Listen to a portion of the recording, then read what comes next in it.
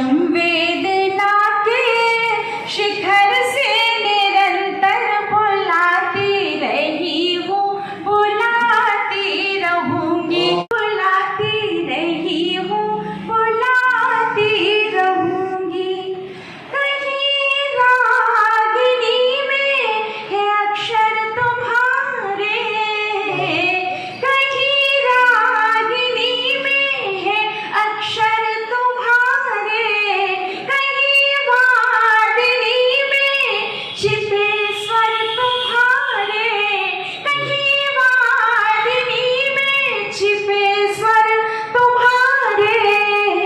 तुम्ही को निरंतर नया गीत रचकर सुनाती रही हूँ, सुनाती रहूंगी।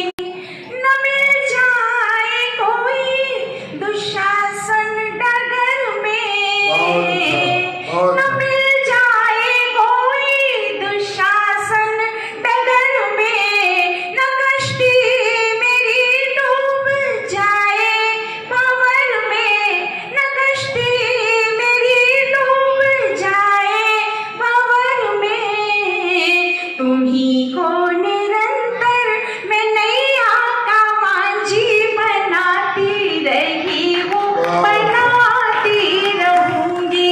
तुम्ही को निरंतर मैं नैया का मांझी बनाती रही हूँ, बनाती रहूंगी। विषम वेदना के शिखर से निरंतर बुलाती रही हूँ, बुलाती रहूंगी, महाप्राण निराला से लेकर आज तक लगभग हर कवि ने जिसने कलम पकड़ी उसने सरस्वती वंदना लिखने की चेष्टा की, और माँ ने हर व्यक्ति को कोई ऐसा भाव दिया कि उसकी वंदना में कोई विशेष बात अचानक रेखांकित हो जाती है। ऐसा हुआ है। अभी अभी प्रिय गरिमा ने वंदना की, भाई ब्रजकिशोर जी ने दुशासन शब्द को रेखांकित किया। मैं प्रारंभिक और अंतिम छंद की एक बात की तरफ आप सबका ध्यान आकृष्ट करना चाहूँगा। बच्ची कहती है, माँ को आवाज़ देती है और वो कहती है कि मैं विषम वेदना के शिखर से आपको आमंत्रित कर रही हूँ। ज़रा ध्यान दीजिएगा, यहाँ पर तो आप सब लोग सत्संग करने वाले लोग हैं, गोस्वामी जी को बहुत सुना है, पढ़ा है। तुलसीदास जी ने रामचरितमानस में कहा कि जब भक्त आवाज़ देता है तो सरस्वती ब्रह्मलोक से दौड़ती हुई आती है। भगति हेतु विधि भवन बिहाई, सुमिरत सारद आवत धाई। ये पंक्ति गोस्वामी जी की। यहाँ पर हमारी कवित्री इसको बताती है, आवाज़ देती है, आवाज़ देता है व्यक्ति भक्त, लेकिन आवाज़ सुनाई तब पड़ती है जब वह सुख की जमीन पर बैठ करके नहीं, वेदना के एवरेस्ट पर चढ़ करके दी जाती है। वेदना के शिखर को अपने जीवन में जीने वाला व्यक्ति जब आवाज देता है तो माँ व्याकुल हो जाती है और वो वत्सल होकर के दौड़ पड़ती है उसकी तरफ। इस गीत की अंतिम पंक्तियों में कवित्री ने कहा कि ऐसा कुछ ना हो कि मेरी नाव भंवर में फंस जाए। अब ब्रजकिशोर जी ने एक आश्वासन दिया कि शासन ने दुशासन वाली बात सुन ली।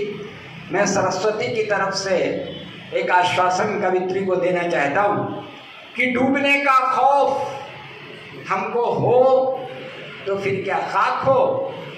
अब सुनिए, भगवान से कहता है कवि, डूबने का खौफ हमको हो तो फिर क्या खाक हो, हम तेरे कश्ती तेरी साहिल तेरा दरिया तेरा, हम तेरे कश्ती तेरी साहिल तेरा दरिया तेरा। इस विश्वास के साथ आप आगे बढ़े, दरिया रास्ता दे देगा और पंथ आसान हो जाएगा। आज मुझे 2 टिप्पणियां करनी हैं आज के कार्यक्रम के संदर्भ में। कल भी एक कार्यक्रम हुआ था, जो गलती मुझे महसूस हुई इसको मैंने रेखांकित किया। कारण क्या है उसको मैं 4 पंक्तियों में कहता हूँ। अब अभीप्सा शेष कोई भी नहीं, इस उम्र में आकर कोई अभीप्सा शेष रहनी भी नहीं चाहिए। कवि कहता है, अब अभीप्सा शेष कोई भी नहीं, सिर्फ अरुणारे कमल से मोह है। ये लाल कमल कविता का कला का खिला है। इससे फर्क नहीं पड़ता कि कितने लोग बैठे हैं कविता सुनने के लिए, महत्वपूर्ण यह है कैसे लोग बैठे हैं कविता सुनने के लिए। क्या बात है। तो जब अच्छे लोग बैठे होते हैं और अच्छे ढंग से एक निश्चित अनुशासन की परिधि में रह करके बात कही जाती है तो मन को संतुष्टि मिलती है, और जहाँ उस परिधि का उल्लंघन होता है वहाँ ये कहने का मन होता है कि अब अभीप्सा शेष कोई भी नहीं, सिर्फ अरुणारे कमल से मोह है, और दुश्मनी मेरी किसी से भी नहीं, बस अंधेरे से तनिक सा द्रोह है।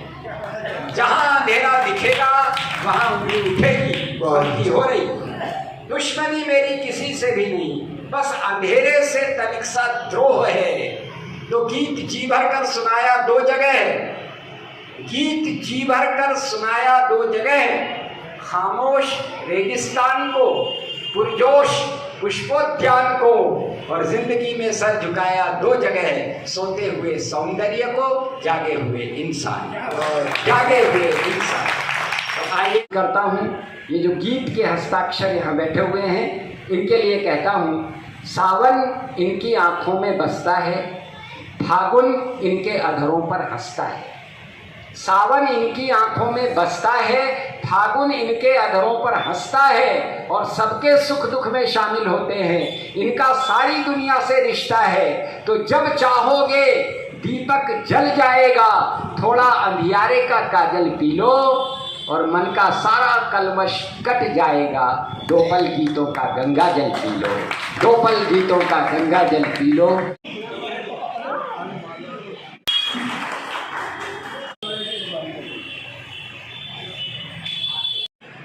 जग तो झूठा सा एक नजारा है, जग तो झूठा सा एक नजारा है, चंद सांसों का खेल सारा है।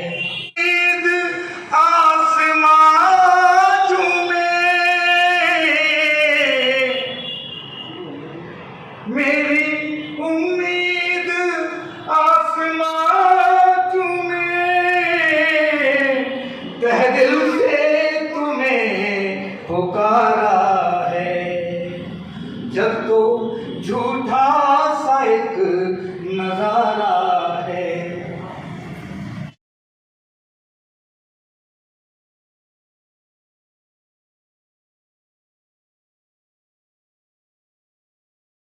पे तू शाप में जलती रही। क्या बात है, पहली पंक्ति बहुत अच्छी है, वाह वाह वाह वाह वाह, बहुत बहुत आशीष, धन्यवाद। यज्ञ सैनी में सदा पे तू शाप में जलती रही, थी प्रबल ज्वाला हृदय में मैं स्वयं झुलसी रही, थी प्रबल ज्वाला हृदय में मैं स्वयं झुलसी रही। ब्याहिता बनकर धनंजय की पधारी थी मगर, ब्याहिता बनकर धनंजय की पधारी थी मगर, बट गया सिंदूर मानो देह खंडित हो। बहुत अच्छा बेटा, वाह वाह वाह। यज्ञ सैनी में सदा पे तू शाप में जलती रही। वाह वाह वाह वाह वाह वाह। चमक जाए मेरी किस्मत, सितारे पास आ जाएं, नजर भर देख लो जो तुम, नजारे पास आ जाएं, और फंसी भव सिंधु में कश्ती हमारी डूब ना जाए, जो गिरधारी कृपा कर दें किनारे पास, जो गिरधारी कृपा कर दें किनारे पास आ जाएं। कि हमने निराला को देखा है, हमने सुमित्रानंदन पंत को देखा है, तो हम बहुत बड़े माने जाते हैं। आप लोग इस बात के साक्षी रहेंगे कि भविष्य में आप ये कह पाएंगे कि आपने अंबर जी को देखा है, उनकी कविता सुनी है आगे चल कर। फिराक साहब का एक शेर है कि आने वाली नस्लें तुम पर नाज करेंगी ऐ लोगो, आने वाली नस्लें तुम पर नाज करेंगी है लोगों, जब तुमको मालूम ये होगा कि तुमने अंबर जी को देखा है। ये हमारा गौरव है, ये हमारा कहना चाहिए ईश्वर ने हमें सौभाग्य दिया है कि हमने ऐसे व्यक्ति को सुना। जब जो लोग हिंदी वाले पाठ्यक्रम को पढ़ते होंगे यूपी बोर्ड को, वे जानेंगे कि 12वीं कक्षा में गुरुजी को पढ़ाया जाता है हिंदी के इतिहास के रूप में, उनकी कविताएं दी गई हैं। आदमी की जुबान होती है माँ की तुलना करे तो करे कैसे, माँ की तुलना करे तो करे कैसे, माँ तो खुद में महान होती है।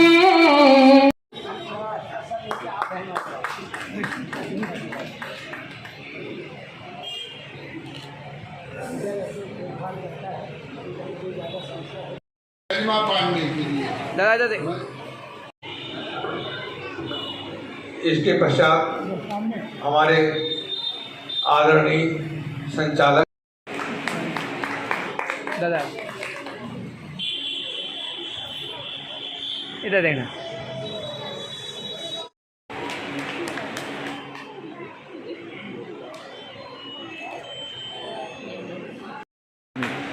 सामने एक प्रांत को संभाले हुए, एक जनपद को संभाले हुए है ना। इधर देखना इधर।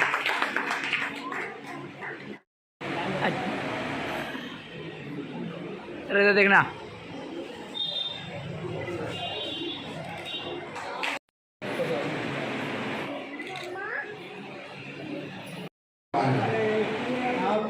सर सामने लिखा उनको